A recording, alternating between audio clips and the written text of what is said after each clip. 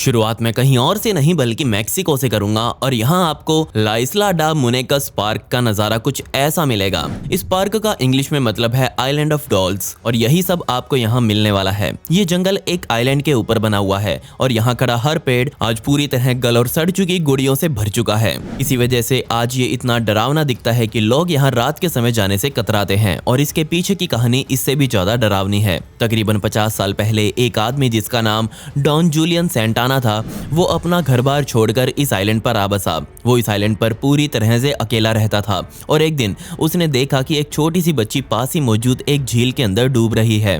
बदकिस्मती से वो आदमी उस बच्ची को डूबने से बचा नहीं पाया। वो लड़की तो डूबकर वहीं मर गई, लेकिन उस बच्ची की गुड़िया तैरते हुए आइलैंड पर मौजूद सेंटाना तक आ पहुंची और उसी बच्ची की याद में इस आदमी ने उसकी गुड़िया वहीं के एक पेड़ पर टांग दी। लेकिन यहाँ दिक्कत ये थी कि वो लड़की बार बार उस आदमी की नजरों के आगे घूमती रहती थी, इसलिए उसकी आत्मा को शांति देने के लिए उस आदमी ने और गुड़ियों का प्रबंध किया और उन्हें यहाँ टांगने लगा। आसपास मौजूद कचरे से गुड़ियों को ढूंढ ढूंढ कर वो लाता और कुछ ऐसे पेड़ों पर टांग देता, यहाँ तक कि उसने अपने पूरे कैबिन को भी गुड़ियों से भर दिया था। कोई नहीं जानता कि उसने इस गुड़ियों वाले काम को इतने बड़े पैमाने पर क्यों अंजाम दिया और ना ही हम कभी ये पता लगा पाएंगे।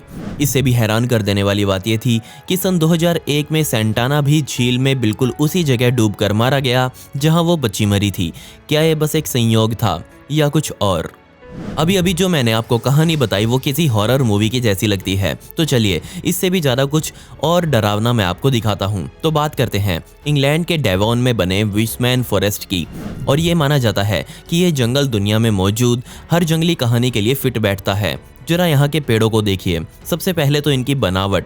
जी हाँ, ऐसी बनावट वाले पेड़ आपको पूरी दुनिया में कहीं और देखने को नहीं मिलेंगे। इसके अलावा इन पेड़ों पर मौजूद ये हरी हरी छाल इन्हें और ज्यादा रहस्यमयी बना देती है। अब जरा इस जंगल की धरती को देखिए। यहाँ आपको धरती तो दिखेगी ही नहीं बल्कि छोटे बड़े चट्टानी पत्थर यहाँ पड़े हुए मिलेंगे। और आज तक ये बात कोई नहीं समझ पाया कि बजाय मिट्टी में उगने के ये जंगल पत्थरों में कैसे उगा हुआ है। वैज्ञानिक इस जंगल से इतने हैरान हैं कि वो यहाँ पर रिसर्च करने से भी डरते हैं, क्योंकि उन्हें लगता है कि रिसर्च के चक्कर में वो प्रकृति में चल रहे किसी अद्भुत काम को ना रोक दें। यहाँ रहने वाले लोकल लोग बताते हैं कि रात के समय ये जंगल विश्ड साउंड से भर जाता है और इसके अलावा आपको यहाँ सिर्फ बहुत बड़े बड़े जंगली काले कुत्ते ही जानवरों के रूप में घूमते हुए दिखेंगे। इस जंगल के बारे में और भी कई बातें दुनिया में चलती रहती हैं, लेकिन उन्हें आज तक कोई सिद्ध नहीं कर पाया। वो रियलिटी से ज्यादा फैंटेसीज लगती हैं, लेकिन ये वही जगह है जिसे आप कल्पना में सोचते होंगे। मैं भी कल्पना कर रहा हूँ कि इस वीडियो पर बहुत सारे लाइक्स आएंगे, तो प्लीज आप एक लाइक इस वीडियो को दे दें और कमेंट्स में पिक में लिख दें ताकि कल की वीडियो में मैं आपको शाउट आउट दे दूं। अब मैं चलता हूँ बेल्जियम के ब्लू फॉरेस्ट में। आप इसके नाम से ही समझ गए होंगे और अगर आप साल के सही समय पर यहाँ आते हैं तो आप प्रकृति के उस नज़ारे को देख पाएंगे जो पूरी दुनिया में आपको कहीं और नहीं मिलेगा। जब स्प्रिंग सीजन यहाँ आता है तो ब्लू बेल्स इतनी घनी मात्रा में यहाँ पैदा हो जाती हैं और मानो ऐसा लगता है जैसे किसी ने पूरे जंगल में नीला कारपेट बिछा दिया हो। यहाँ करोड़ों ब्लू बेल्स उस समय उग जाती हैं, लेकिन ये कमाल का नज़ारा आप सिर्फ अप्रैल और मई के बीच में ही यहाँ देख पाएंगे और उस समय इस जंगल में पूरी दुनिया से लोग घूमने आते हैं। क्या आपको इससे सुंदर कुछ और लग सकता है? मुझे तो नहीं। अमेरिका के केंटकी के सिनसिनाटी से अगर आप 25 मील नीचे उतरेंगे तो आपको एक जंगल के बीच में लावारिस पड़ा हुआ जहाज कुछ इस हालत में दिखाई देगा। जब ये जहाज अपने सुनहरे समय में था तब इसे कैल्ट के नाम से जाना जाता था, लेकिन इसके नाम कई बार बदले गए। बेशक आज इसका समय अच्छा नहीं है, लेकिन जब इसे सन 1902 में लॉन्च किया गया था तब ये पूरे डेलावेयर की सबसे लग्जरी याट मानी जाती थी। जी हाँ, इस याट को एक रेल रोड मिलीनियर जिसका नाम जे रॉजर्स मैक्सवेल था उसके लिए बनाया गया था। पहले विश्व युद्ध के दौरान इस याट को मिलिट्री में अपनी सेवाएं देनी पड़ी और उस समय इसका नाम यूएसएस सॉकहाम रखा गया। और जिस समय पूरी दुनिया में ग्रेट डिप्रेशन आया उस समय इस याट को एक फिशिंग बोट की तरह इस्तेमाल किया गया, लेकिन सन 1941 में इस जहाज ने फिर से यूएस नेवी को ज्वाइन कर लिया। जब सभी ने इस यॉट को अच्छे से इस्तेमाल कर लिया तब इसे एक नदी के बीच में खड़ा कर दिया गया और मेरे ख्याल से अगर मैं गलत नहीं हूँ तो इस यॉट को ही पूरी अमेरिका की सबसे पहली पार्टी बोट माना जाता है। वो पार्टीज भी यहाँ ज़्यादा दिन नहीं चली, जिसके बाद इस यॉट ने लोगों को शहर की सवारियाँ कराई और तब इसका नाम साइट सीर रखा गया। लेकिन वहाँ से भी अपना काम निपटाकर इसे इसके मालिकों द्वारा जंगल के बीच में लाकर खड़ा कर दिया गया और इसका नाम फिर से कैल्ट रख दिया गया। यकीन मानिए इस यॉट के साथ बहुत बुरा हुआ। इसका इतिहास कितना कमाल का है, फिर भी इंसानों ने इसके साथ इतना गंदा बर्ताव किया। अमेरिका के ओरेगन में बना नेस्को घोस्ट फॉरेस्ट एक जंगल की तरह बिल्कुल भी दिखाई नहीं देता, और ऐसा इसलिए क्योंकि ये जंगल पूरी तरह से समुद्र के नीचे पिछले सैकड़ों सालों से दबा हुआ है, और इसके गवाह हैं आज इसके बीच पर खड़े ये स्टम्प्स। ये स्टम्प्स एक समय पर सिटका के पेड़ हुआ करते थे। तकरीबन 2000 सालों के लिए ये जंगल बहुत हरा भरा रहा होगा, लेकिन सन 1700 में आया एक भयंकर भूकंप जो इतना शक्तिशाली था कि यहाँ की धरती कई इंचेस नीचे धंस गई, और ये जगह यहाँ के समुद्र में आने वाले टाइडल जोन में आ गई।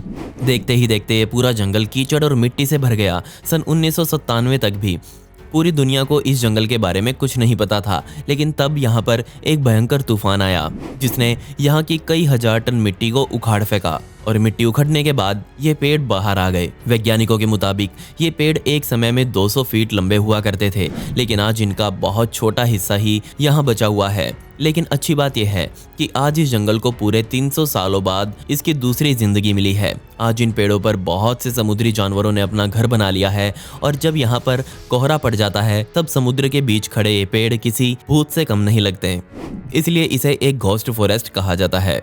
अभी मैंने आपको नेस्को के घोस्ट फॉरेस्ट के बारे में बताया जो एक बीच के नीचे बना हुआ है, तो पेश है एक और दफन हुआ जंगल जो नेस्को वाले से भी ज्यादा पुराना है, और ये है बॉर्थ फॉरेस्ट। इस जंगल की उम्र तकरीबन 4500 साल की है, और जब भी यहाँ से टाइड गुजर जाता है तो ऊपर से देखने पर ये पेड़ कुछ ऐसे चट्टानी पत्थर दिखाई देते हैं, लेकिन असल में ये पेट्रीफाइड लकड़ी है। कमाल की बात यह है कि सन 2014 से पहले कोई नहीं जानता था कि ऐसा जंगल भी यहाँ दबा हुआ है, और तब यहाँ पर एक भयंकर तूफान आया जिसने वही हजारों टन मिट्टी को यहाँ से उड़ा दिया, और तब सामने निकल कर आए ये सांसें रोक देने वाले पेड़। यहाँ पर आपको बर्च, ऐश और ओक के पेड़ भी देखने को मिलेंगे जो समुद्र की मार खा खाकर आज कुछ हद तक बचे हुए हैं। इस जंगल के बारे में एक और बहुत चौंका देने वाली बात यह है कि जब ये जंगल अपने सुनहरे समय में यहाँ खड़ा था तब के इंसानों ने इस जंगल में अपने आने जाने के लिए रास्ते भी बना रखे थे, और उनके पैरों के निशान भी आज यहाँ आपको देखने को मिल जाएंगे। यहाँ रहने वाले लोग मेरे ख्याल से कैंचरग्लियोड प्रजाति से संबंध रखते थे, क्योंकि यही वो जनजाति थी जो इस समुद्र के आसपास अंतिम बार देखी गई थी। मैंने आपको कई तरह के जंगलों के बारे में अभी तक बताया है, लेकिन अब जरा इस जंगल को देखिए जो सबसे हटकर है। ये है स्पेन में बना हुआ औरस फॉरेस्ट। ये जंगल पूरी दुनिया में अपने अंदर मौजूद पत्थरों पर कई बेहद अजीब और शानदार कलाकारी के लिए जाना जाता है, लेकिन दिक्कत यह है कि आज तक कोई ये पता नहीं लगा पाया है कि इन पत्थरों पर कारीगरी किसने की, ना ही ये पता लगा पाया है कि इनके पीछे का मकसद क्या था। क्या ये पूरी कलाकारी मशहूर ईस्टर आइलैंड से संबंध रखती है? बेशक यहाँ इन दोनों का कोई कनेक्शन मुझे नहीं मिला। मुझे तो समझ नहीं आता कि वो लोग इतने माहिर कैसे थे जिन्होंने इतने बड़े बड़े पत्थरों पर इतनी सटीक और कमाल की कारीगरी करी। बेशक देखने पर ऐसा लगता है जैसे ये कलाकारी ज्यादा पुरानी नहीं है। इस जंगल के सबसे अजीब पत्थर पर एक दरवाजा भी लगा हुआ है, और उस दरवाजे को खोलने पर आपको अंदर एक कमरा दिखाई देगा, लेकिन वो कमरा इतना संकरा है कि कोई बेहद पतला इंसान ही इसके अंदर घुस पाएगा। इस दरवाजे को देखकर वैज्ञानिकों ने अंदाजा लगाया कि इस जंगल में जिंदा जानवरों से ज्यादा मरे हुए जानवरों के अवशेष ज्यादा मिलते हैं, कि शायद एक समय पर ग्नोम्स और गॉब्लिन्स यहाँ रहा करते थे। वैसे इस जंगल की एक डार्क साइड भी है, और वो ये है कि इस जंगल में जिंदा जानवरों से ज्यादा मरे हुए जानवर और उनके अवशेष ज्यादा मिलते हैं। तो क्या इसका मतलब ये है कि यहाँ कोई कल्ट आकर उन जानवरों को बलि देने पर मजबूर करता है? खैर, पिछली वीडियो का शाउट आउट आयुष कुमार को, and comment pick me to get a shout out in next video. आपको ये वीडियो कैसी लगी कमेंट्स में वो भी बता दें। मिलते हैं अगली वीडियो में। ये वीडियो देखने के लिए धन्यवाद।